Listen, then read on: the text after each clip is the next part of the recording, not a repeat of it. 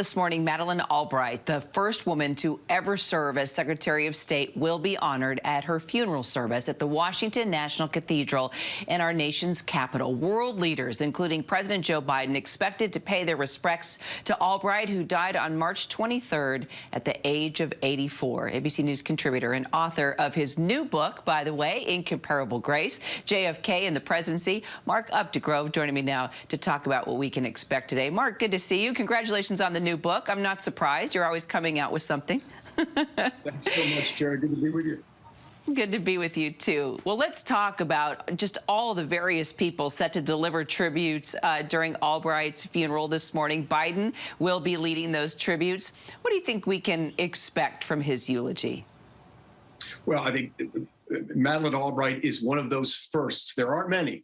The first woman to hold the position of our highest diplomat as Secretary of State of this nation, the most powerful nation in the world. She joins, the Sandra Day O'Connors and Nancy Pelosi's and Kamala Harris's of the world. There are only a handful of women who are the first to take a position. So certainly she will be celebrated for that. But also her story is so uniquely American, Kira. This is a woman who immigrated to the United States. Her parents were in Czechoslovakia.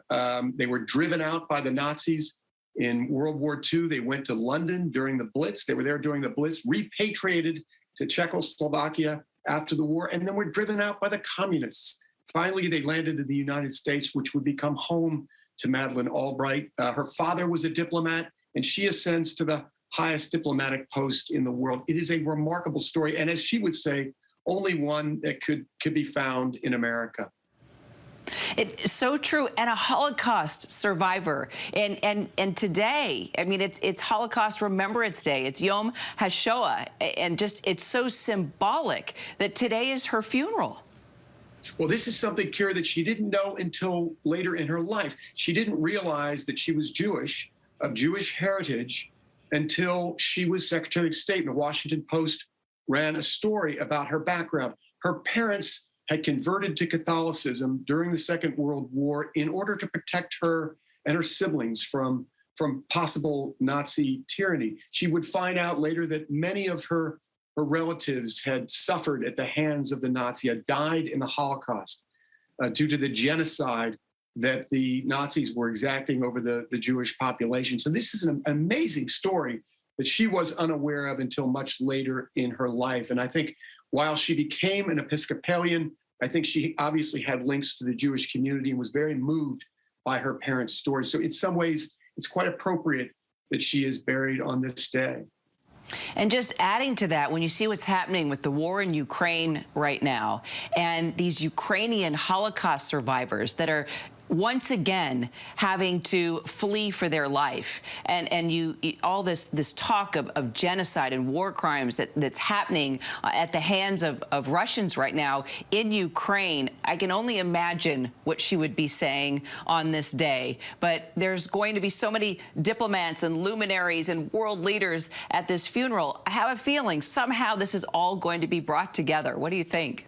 There's no question about that. In fact, one of her last books was called Fascism, A Warning. I mean, her parents and her family had experienced fascism firsthand, again, both with the Nazi regimes and with the Soviet Union after World War II. She was warning in this book that if we don't mind our democracy, if we're not vigilant, if we don't look at our democracy every day and ensure it's being shored up, then we are in jeopardy of losing it. One of the points that she makes in the book is that Benito Mussolini of Italy and Adolf Hitler of Nazi Germany, they were elected by legal means. They ascended legally to their posts and then changed the regime.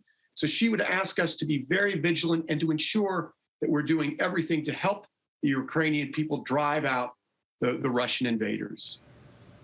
Mark, so appreciate talking to you as always. I know you're going to be with us throughout the day. You can tune in to our live coverage of Madeleine Albright's funeral, 11 a.m. Eastern, right here on ABC News Live. Thanks, Mark. Hi, everyone. George Stephanopoulos here. Thanks for checking out the ABC News YouTube channel. If you'd like to get more videos, show highlights, and watch live event coverage, click on the right over here to subscribe to our channel. And don't forget to download the ABC News app for breaking news alerts. Thanks for watching.